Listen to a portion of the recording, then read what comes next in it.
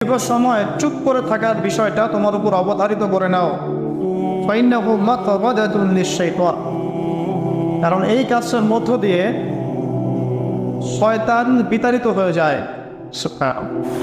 ওয়া আউনুন লাকা আলা আমরি দীনিক, দীর্ঘ সময় চুপ থাকলে তোমার দিনের প্রতিটা কাজ করার ব্যাপারে আল্লাহ তোমাকে সাহায্য করবেন, বা দীর্ঘ নীরবতার ব্যাপারটা দিনের প্রতিটা কাজ করার ক্ষেত্রে তোমাকে সহযোগিতা করবে।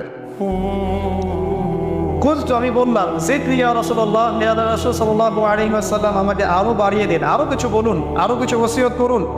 ক্বালা, তিনি বললেন ইয়াকা ওয়া কাসরাতাদ দাহিক, সাবধান থাকবে, বেশি বেশি হাসবে না। ফাইন্নাহু ইউমিতুল কানি, কারণ যারা অধিক পরিমাণে হাসে